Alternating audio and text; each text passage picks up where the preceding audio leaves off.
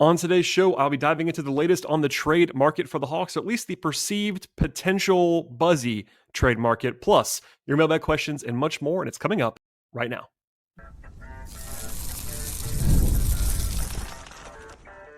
You are Locked On Hawks, your daily Atlanta Hawks podcast, part of the Locked On Podcast Network.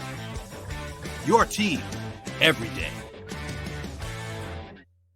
Hello, friends. Welcome to episode 222 of the Locked On Hawks podcast, part of the Locked On Podcast Network, now the number one sports podcast network. I am your host, Brad Rowland, coming to you on a Wednesday evening here in mid-December. And today's podcast is brought to you by the folks at Game Time. Download the Game Time app, create an account, and use code LOCKEDONNBA for $20 off your first purchase.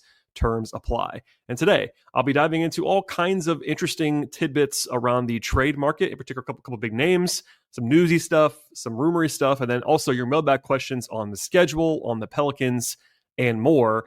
And first of all, thank you for being here, as always, and make us your first listen each and every day. But it's kind of the still the long-delayed break for the Hawks. If you missed anything from a two-part chat that I had with Glenn Willis earlier this week, that is still very much in your feeds right now. The Hawks do play again on Friday, so we are almost there, back into action for the Hawks for this NBA Cup-driven break. But there is plenty of newsy stuff and buzzy stuff, so we'll begin first with a player that's on the Hawks roster, and that's Shams Charania of ESPN reported on Tuesday, citing a source, that Trey Young is, quote, optimistic about returning to action this month, end quote. As a reminder, the Hawks' last update on Trey's injured knee gave a 2-week timetable for another reevaluation, and that is scheduled for later on this week. That would be Saturday if it was exactly 2 weeks. For example, as I always say, reevaluation does not mean return. He was already reevaluated once with this injury, but as I record this, there's still about 3 weeks left in this month. So a pretty wide range for Trey to return, but still a relative positive that he could be back sometime this month. Could be relatively soon. We just don't know. The Hawks have done a pretty good job, as they often do, unfortunately for people like me, being hush-hush on this.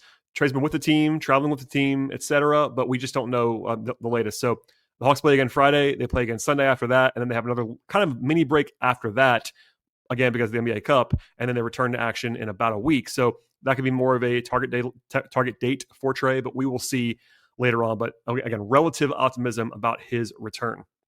Now, there are also two big names that the Hawks have been kind of linked to. I would say linked to. This is not trade rumors. I'm a stickler for this.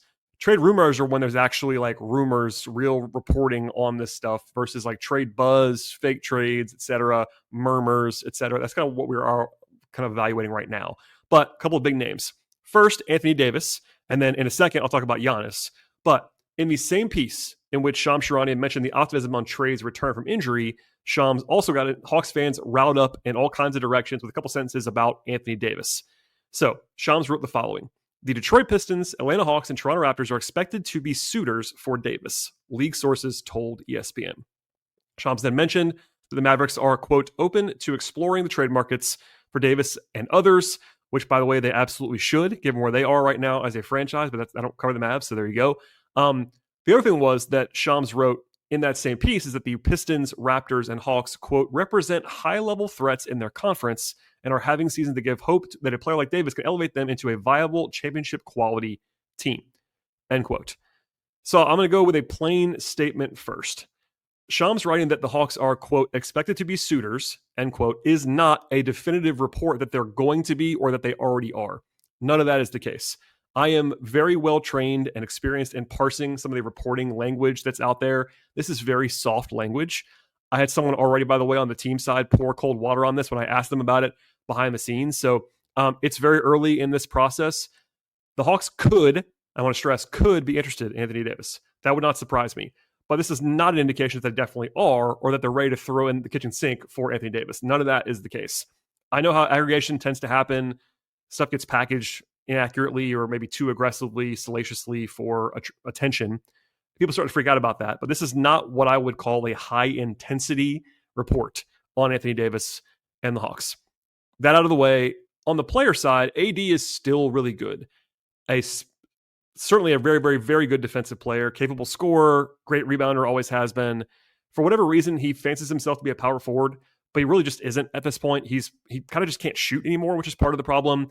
last 5.5 years, he's shooting 26% from three on like a attempt and a half per game. So he just doesn't shoot very much, doesn't make threes anymore like he used to in early his career. He's still a good mid-range shooter for a big, although you don't necessarily want to do that ton of that. But it can be valuable when things slow down. And his finishing around the rim hasn't been quite as elite this season in a small sample size. And the other important part of this is that he's going to be 33 years old in March. And he's been playing in the NBA since he was, I think, 19. So it's a long career, a lot of miles on Anthony Davis. It makes sense that he's not the same as he was when he was 25 years old, but that does matter a lot, both what he is right now and also what he might be next year, what he might be the year after that for a team trading for him. He also doesn't play all that often. Last 5 seasons before this one, he played 36 games, then 40, and 56, 76, which is a good number, and then 51 last year, and then only 10 so far this year. Not quite Porzingis as far as durability concerns, but still, you can't really assume AD is going to be playing every night. And if he does, that's great, but there is a record of some bumps and bruises, we'll say, on Anthony Davis. So basketball-wise, what are you getting? I think he's still probably like a top 30 player in the league when he's on the court. He used to be like a top 5 to 7 player in the league. He's not quite that anymore. He's still very good. Keep that in mind. I don't know how long it's going to persist because like he has dipped in the advanced metrics this year. Again, a small sample size. We'll see. He would definitely help the Hawks defensively. He'd be their best defensive big since like the 2021 version of Clint Capella. He's still really, really, really good as a rim protector, defender. And they'd have some terrifying defensive lineups if you could put Dyson and Nikhil and Jalen around Anthony Davis. That would obviously be a lot of fun on defense. I also think that Trey Young and AD would help each other on offense. If you go back 5 years, AD was always the guy that people were hypothetically drooling over to pair with Trey because he can defend, he can finish, score on his own, all that stuff. It has changed in the landscape since then, obviously, because Jalen has ascended. Trey has not been quite the same guy he was 5 years ago. His contract situation, AD's age, everything in between. But that's at least an interesting fit potentially. But on the basketball side, obviously AD is really good and would help the Hawks, depending on the price. And the price is always the big thing. But you have to keep in mind the contractual side of things. That's important on any trade, but especially someone like Anthony Davis. He makes $54 million this year, then $58.4 million next year, and then a $62.8 million player option in 27-28. He's also eligible for an extension in August that could pay him up to $275 million over 4 years. And the industry buzz is that he actually wants that extension. And I don't know if that's going to be what he gets from a team, Hawks or otherwise, but that's a lot of money. And if you want to trade for him, quite frankly, it matters that he wants that extension and might push for it because you don't want to give him that deal, in my opinion. So there is a world in which the current deal that he's on, again, 54 this year, 58 and 62, is okay. If he's a top 30 player in the league, you're okay paying him that if he's that level of player. But it is limiting because the Hawks had not shown a willingness to spend well into the tax. And to long story short, it's not going to be a full breakdown of this, but if they were to trade for AD, it's going to probably put them in the tax for a little while. And that's not a problem unless you don't want to be in the tax. And the Hawks have not been there so far. Also, some of the optionality that Ansi Soleil has prioritized would be gone if they were to do this. Now, that's not, again, doesn't mean to take off the table. We'll see. So overall, for me, it comes down to price like it does with most things.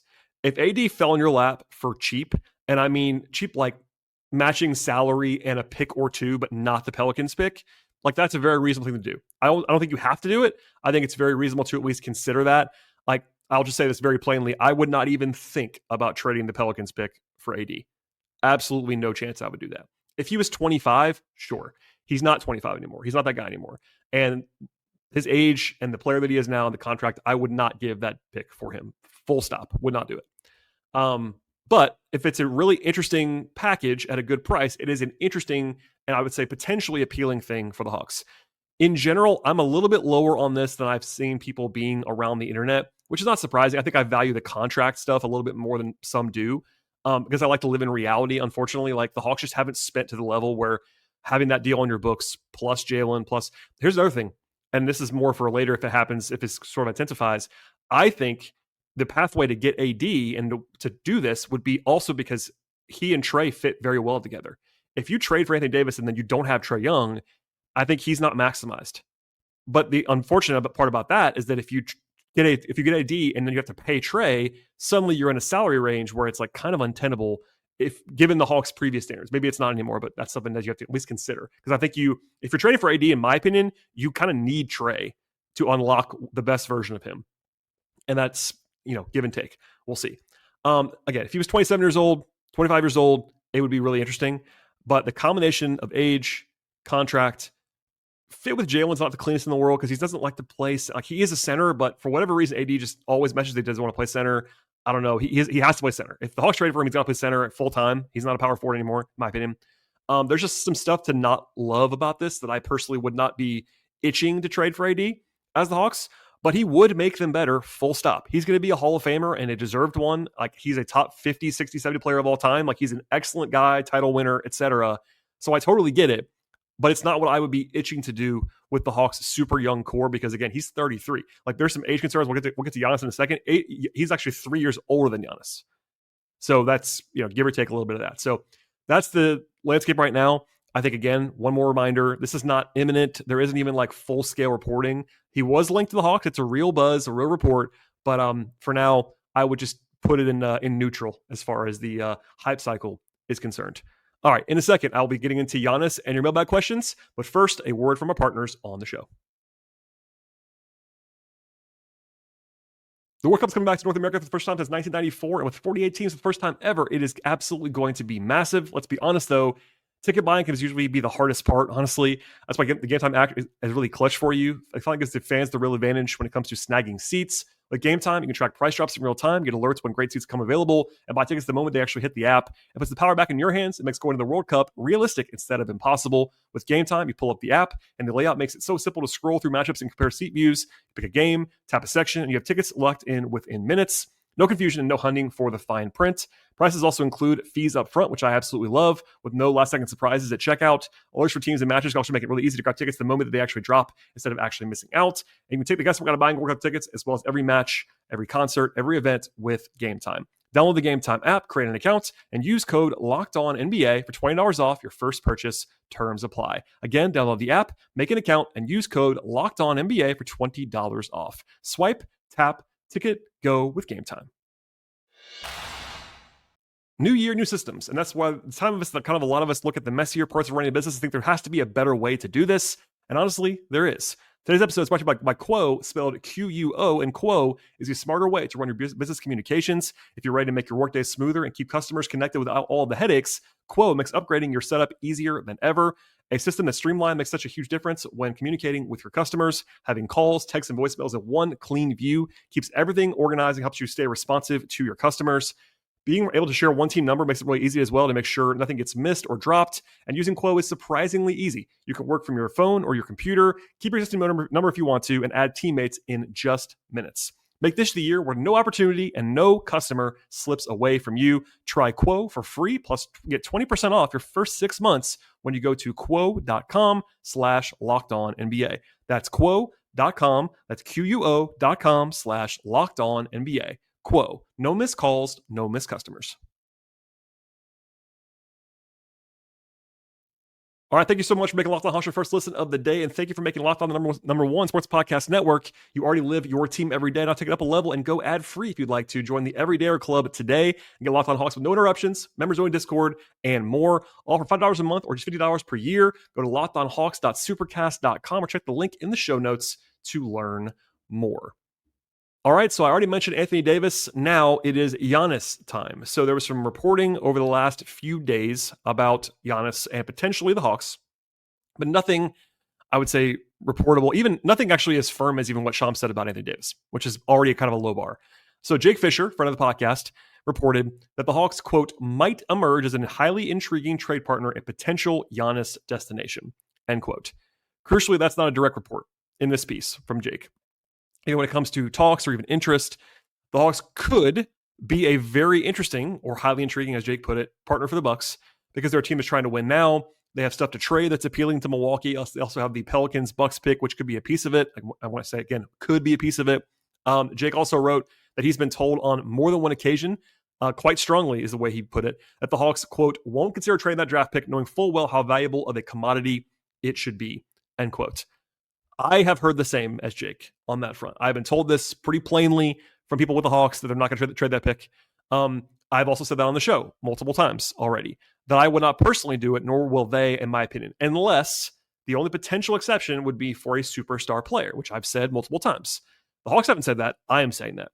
And in my conversations with the Hawks folks, they've been saying, nope, not doing it. Later in Jake's piece, he actually softened his own stance and said he personally thinks that they would have to consider dealing the pick if it meant that Giannis was coming to town with a verbal commitment to sign an extension. And it meant, this is his words, they could keep Jalen, Zach, and Dyson in the process. So I agree with that, number one. Like, I'm not saying they have to trade the pick or that I would. I'll come back to that in a second. It's at least something you have to think about because of how good Giannis is. Giannis is a top 5 player in the league. That's the level we're talking about. And that's the only way I put that pick on the table for anything would be if he's a truly elite player. If Giannis was 24, I would probably go just do it. Because he's 30, it's not quite as easy. But anyway, a few days later, Jake reported that there is a, quote, strong belief league-wide that Antetokounmpo desires one destination above all the rest in the event that he actually asks out, and that's the New York Knicks. Shams also reported similarly that if the Bucks are open to discuss Antetokounmpo with teams, that the Knicks will not have the exclusive negotiating window as they kind of did last summer, but that does not remove the Knicks from the table by any means. So on the Hawks side, there's a lot to get through here. There is not a Hawks Giannis rumor. One more time.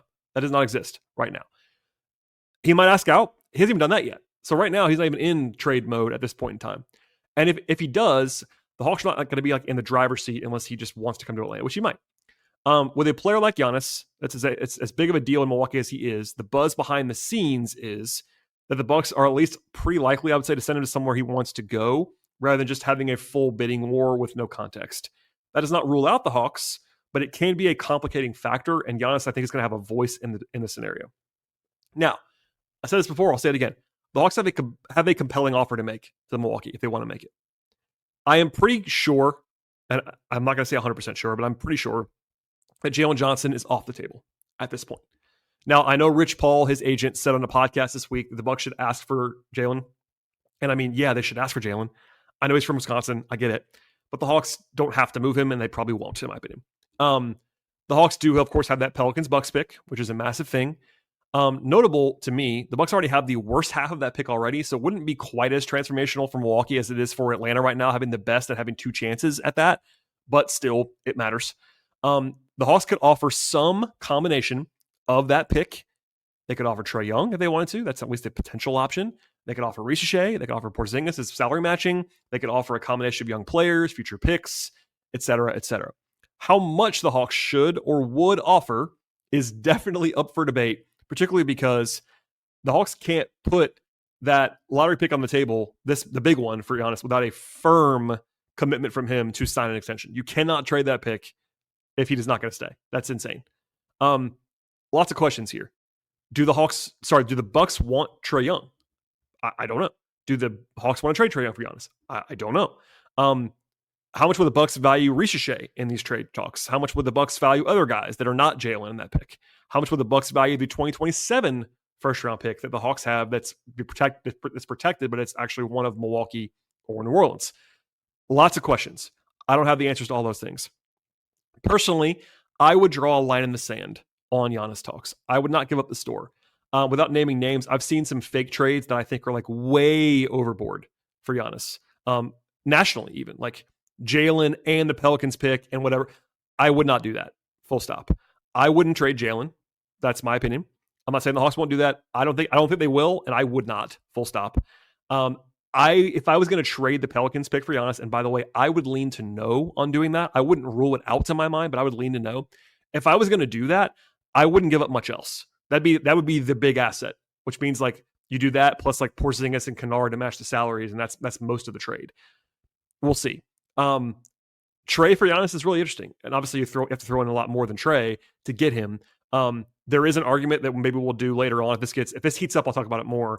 But like, do you actually want Giannis, Jalen, and Trey? That's a lot of guys who need the ball in their hands, and there's an argument for maybe you don't do that. Also, there's an argument that I've seen made that I think is actually reasonable that the Hawks just shouldn't trade for Giannis because if he's got the age concerns now. He's 30 years old.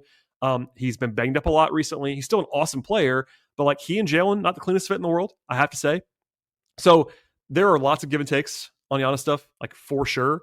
If you can make a deal for Giannis without the Pelicans pick it's a lot easier to justify. Like, if you can do it without the Pelicans pick and Jalen and make some combination of Trey or not Trey or assets or whatever, it's a lot easier sell to me and others. And it's a go for it move for sure. I still think that you can't trade for Giannis, which you probably shouldn't trade for Giannis unless he wants to be there, which means he's going to sign an extension. The downside is he is 30. If you sign an extension, it could fall off, but before the end of that contract. So there's a lot of like interesting moving parts here. I am skeptical that this is going to happen. I think it's pretty unlikely that he is going to be traded to Atlanta, but it's not zero by any means. The Hawks have very, very real possibility. You could kind of see this nationally in some of the podcasting and reporting. Like, if you're going down a list of teams that have all the boxes to check of like, could make a reasonable offer with what they have to offer, have it make sense, have Giannis think it's an interesting enough situation to want to go to their spot. The Hawks are checking all those boxes. They could, with a straight face, tell Giannis, hey, we think we're going to be a contender to make the finals with you. And that's a very reasonable point. The Hawks will make the finals this year without Giannis. I'm not saying they're going to do that, but given how open the East is and how good I think the Hawks can be, they have a non-zero chance to make the finals anyway. You throw Giannis on top of that, obviously it's appealing. It's a big market, all those things. So if there's more reporting, I'll get into it more, but people keep asking me like what I would do. It's very nuanced and not easy to discuss. I would not personally want to trade the Pelicans pick for Giannis. I'm not ruling it out, but I would not want to do that. If you can do it without that and without Jalen, it becomes a lot more interesting, and we'll get back to that if we need to later on in the process. All right, a question. It's actually kind of somewhat related because it involves the Pelicans. A question from the mailbag from Ron. By the way, the mailbag's always open. Please send questions to lockedonhawks@gmail.com or to me on social media, either at lockedonhawks on Twitter or at BT Rowland on Twitter, Blue Sky, also on Patreon, patreon.com/BT Rowland. Question from Ron, who says, you said that you did not think the Pelicans are going to finish at the very bottom of the standings. Can you expand on that? I've watched a lot and they look pretty terrible to me. Thanks for the question, Ron. They do look pretty terrible. I will agree with you with that. It's a huge topic. It's going to be a huge topic the entire time. In case this is your first podcast, by the way, the reason this is going to be answering a Pelicans question is because the Hawks have the unprotected first round pick in 26 from either New Orleans or Milwaukee. And the likelihood is, not definite, but the likelihood is it's going to be the New Orleans pick. The Pelicans right now are 3-22. 3-22. I thought, and I said this summer a lot, that the Pelicans might be pretty bad this year. No one thought they'd be this bad. 3-22 is like wow stuff. And yeah, their net rating is not quite as bad as that record indicates, but they're playing very poorly. They fired their coach already, for example. Zion is hurt. All these things. Part of why I say I'm surprised is that the Pelicans, I thought that they were going to be bad. My belief that they were going to not be at the very bottom that Ron's referencing here. So like I have said before, I've softened a little bit on that lately because they just keep losing. Like every single loss is just the math. Like you keep losing, the likelihood that you actually be that bad is rising and rising. They lost to the Nets by 18 last week. Like that's a loss that's like pretty brutal. Now they've had some games where they've kind of lost late and close to pretty good teams. So they've flashed. They've been a little bit better. I know Shamit Dua, who's been on this podcast before, covers the Pelicans, has been saying, and I trust his eye with the Pelicans, that they are playing better. I kind of agree with you, except for that Nets game was really bad. But they're on pace for 9.8 wins if you just do the winning percentage calculation. Now, they're not that bad. I'm pretty confident in that. But ESPN BPI projects them for 21 wins this year. That's still awful, but it's a lot better than they've been so far. The important thing, though, is that ESPN BPI does not understand, and it can't understand, the reality that the biggest reason why I believe the Pelicans won't finish the year with the worst record in the league is that other teams at the bottom have every incentive to try to lose for draft purposes. And the Pelicans have no incentive to try to lose because they owe their pick. Now, that does not make them good. They have a bad roster. It's a young roster that generally leads to losses. As good as Derek Queen looks offensively, he's pretty bad defensively and still is a rookie. Jeremiah Fears has flashed a lot as well. Those two guys, honestly, those picks look good right now for the Pelicans. But as rookies, as I'm always frequently saying, rookies are generally bad and they're not helping them win right now. It may not show up till later in the season, like March, April, but there's going to be some games, I think, where the Pelicans simply try harder than their opponent and get a win later in the year. And they should get a little bit better if they get healthier. Obviously, Zion's a giant question, but when he plays, they're not horrific. When he doesn't, they're absolutely awful. So that's a big swing. Old friend DeJounte Murray should come back at some point. I don't know how much that's going to help them, but it should help them a little bit. We'll see.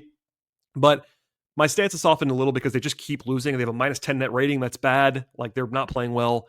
I am still convinced, though, the Wizards are worse than the Pelicans.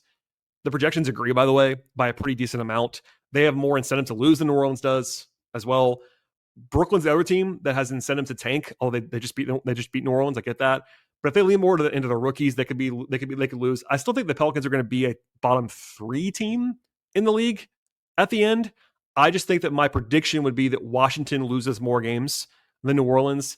Brooklyn might too, but Washington, I'm pretty sure. But look, regardless, every single Pelicans loss is good for the Hawks. There have been some doozies too along the way. But I know I've been tracking this like almost every day. I'm sorry to everyone that doesn't want to do that, but you don't have to. It's just interesting secondary viewing if you're a Hawks fan.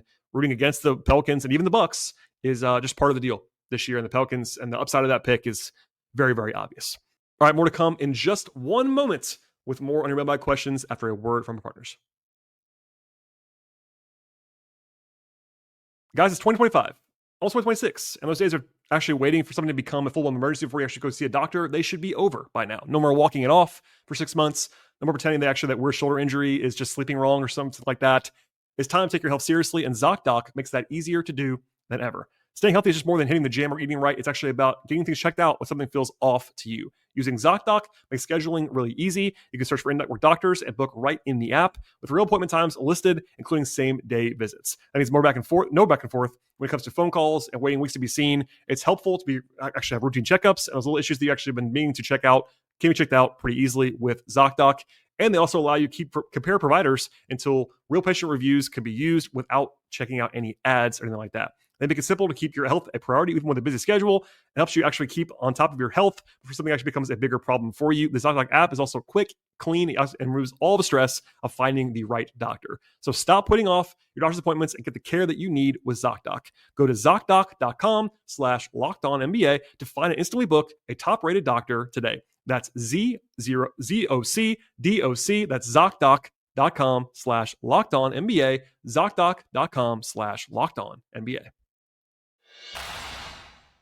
Have your health or family needs changed lately? Georgia's got you covered. Georgia Access is our state's marketplace for Georgians to compare, apply, and enroll health insurance plans that offer the best value for their individual needs. Open enrollment is happening now. Visit georgiaaccess.gov today. That's georgiaaccess.gov. Georgia Access, health insurance for Georgia by Georgia. All right, a question from Gus. Actually, it's 2 questions that he asked. Number 1, why aren't the Hawks winning at home this season? Number 2, has the schedule been as grueling as it seems, and is there any relief coming? So good questions here from Gus. On the first one, the Hawks are currently 4-6 at home and 10-5 on the road. I would expect them, candidly, to be better than that at home moving forward. And on the road, they probably won't win 2/3 of their games because most teams don't. That's just being realistic. I don't think people want to hear that, but that's just what you're going to get from me. I would say that there's some variance involved to how good they've been on the road, how bad they've been at home. Some of it's opponent related, some of it's small sample size, all of that. Their home losses this year are Toronto, Oklahoma City, Toronto again, Detroit, the Clippers in a weird spot, and then the Nuggets. So obviously you don't want to lose 2 games to Toronto at home. I'll grant you that. They played pretty well this year on the whole. You probably should have gone 1-1 at least, but still, I get it. Losing to OKC, Detroit, and Denver at home is not bad. They could have won the Detroit game for sure, but that was whatever. And they also led Denver big. But in a vacuum, those are not bad losses at home. They were underdogs in all 3 games, for example. The Clippers game wasn't great, but it was kind of a perfect storm of everything. On the road, the opponent schedule has been easier. They've already had road games against Brooklyn, Indiana, Sacramento, Utah, New Orleans, and Washington twice. Those are 6 of the worst 8 teams in the league. They've already played all those teams on the road. Granted, they're 6-1. They lost to Washington once. I get it. But you should probably go 6-1 in the 7 games against those teams. You can't probably win all of them every time, but they've taken care of business for the most part outside of that one bad loss to Washington. So overall, I wouldn't worry about the home performance just yet. If they lose some more home games coming up pretty soon after this mini break and the schedule's a little bit easier, people will get more restless about it, and I get that. I really do. But generally, I don't believe there's anything wrong with the Hawks at home or anything like that. They just kind of had some – there's not really any reason to believe that they're an inherently bad home team. for now. I'm tending to believe like sample size will sort it out, and so we'll schedule. So I wouldn't worry too much about that. On the second question about the schedule, it has been pretty grueling for sure, and I've covered that a lot on the podcast, but there is some help on the way. So I should say, differentiation-wise, the opponent schedule has not been that bad for the Hawks. When I pulled these numbers this week, the Hawks actually have had a slightly below average opponent winning percentage this year. And a lot of that's chalked up to those bad teams they played. When you play Brooklyn, Indiana, Sacramento, Utah, New Orleans, and Washington, it will bring that number down. So keep that in mind. And they did win those games, which they should do. And they've caught some breaks along the way with opponent injuries and all that stuff. But it comes out in the wash when you factor in that the actual scheduling aspects, logistically, travel-wise, have been absolutely brutal. Like, and people in the league know it too. Like the Hawks know it, but not just them complaining. Like it's been wild. The Hawks began the season actually with a league low 13 back-to-backs this year. Only 5 teams had 13 back-to-backs or fewer. 5. They're one of them. That's good. There's some relief coming because, for instance, they've had 6 of those back-to-backs already in 25 games. Half of their games have basically been back-to-backs so far. That's crazy. That means, though, there's only 7 back-to-backs in the last 57 games. So that's a much, much easier schedule path. And there's more than that, but like those cause wear and tear on the whole team. Jalen is top 10 minutes per game. It's big because Porzingis has been sitting those as well. That means Okongwu plays a lot of minutes in those games, et cetera, et cetera. It's also just not the back-to-backs. You're playing 5 and 7 or 6 and 9. And like those are difficult in terms of building fatigue. And it kind of leads to some bad performances at the end of those runs when you're just gassed beyond belief. Now, Positive Residual is a good website that I use when the schedule comes out in the summer. And even before the season started, the Hawks had 10 games with a rest advantage and 10 games with a rest disadvantage this season, which is neutral. That's what you kind of want. It's fine. Only 3 of those games with advantage have happened so far. 5 of them without the advantage have happened so far, which means they have a easier situation moving forward. Also, this is a funny one and one that you wouldn't necessarily know unless you tracked it. But the Hawks, when they played their last game on Saturday, they were 10th in the league in miles traveled, like just physical miles traveled from game to game, city to city. For the rest of the season, they had the second fewest miles traveled in the league. So that's just one metric, but they basically have a much, much, much easier time from now on. And look, the schedule is just lighter. If you look at it, there are just fewer insane situations, fewer back-to-backs, more time to actually practice and recover. I will also note the opponent winning percentage is actually a little bit higher the rest of the year than it has been so far. But so it's not like a cupcake or anything like that. But overall, it is a much, much more favorable schedule in the last 2/3 of the season than it was in the first third. That is good news. It does not ensure anything, but it has been. As much as I'm sure people are going to say it's an excuse, I'm not in the market of making excuses. I cover the team and tell you what the numbers say, what the data says, what I see with my eyes. And the Hawks have been gassed lately, and I think it's very understandable when you look at the schedule. It has been ridiculous. And now it should soften after this little break. They did get kind of screwed on their extra NBA Cup games. So, for instance, if you don't make the NBA Cup quarterfinals, you get 2 games added. The Hawks were given a road game in Detroit and a home game against Philadelphia. That is not a kind schedule. That happens by the way, this week on Friday and Sunday. Those are the next 2 games the Hawks have are those 2 rescheduled games. That was not kind, but after that, it's a little bit easier, and that's certainly a welcome thing. This will probably be the last show I do until the game on Friday. So I'm just going to say this now. The Hawks play in Detroit on Friday. They are 0-2 against the Pistons this year. They now play the Pistons in extra time, which is, again, brutal because they're pretty good. But both games were close. They lost. They lost by 1 point on the road and like 7, I think, at home. The Pistons are leading the East right now, but they've been much more ordinary lately. They're only 4-3 in the last 7. They're not some juggernaut team, I don't think. This is something I will probably do later on when I have more time. But my general belief, by the way, is that the East is wide open, like really wide open. Like Cleveland was the one team that like had the potential on paper coming into the year to be kind of a juggernaut, and they are definitely not, at least not right now. New York is good. I do think that New York is good. I think Detroit is probably good at this point, but there are 8 teams in the East projected for 46 wins or more, including the Hawks, by the way, by ESPN's BPI. That is much better than the East have been for a while. Usually the East play-in is pretty rough. This year it should be pretty good, I think. But it seems pretty clear to me at the same time that there is no clear favorite this year in the Eastern Conference. I know Detroit's number 1. They've been playing really well. They got to prove it to me. Maybe it'll be Detroit. I don't know. but they got to prove it to me over a larger sample size. The Hawks have a clear path. So that goes both ways. There are 8 teams that are projected to be good in the East. That means a couple of those teams are going to go to the play-in. That's the negative side. On the positive side, it means that there is a runway, if you can find it, for the Hawks. If they start playing well, and they have at times, you get Trey back, start getting rolling, there's a upside on the table. So all that said, the next game on the schedule is Friday in Detroit. I'll be covering it. It's a 7 o'clock start, a little bit earlier start than usual on the road. NBA TV has that one as well for the Hawks in Detroit. So a nice little test coming out of a 4 or 5 days, six day break. So we'll get to all that later on. But in the meantime, I'll have a full breakdown after the game as I always do. And I appreciate you listening to the show as always.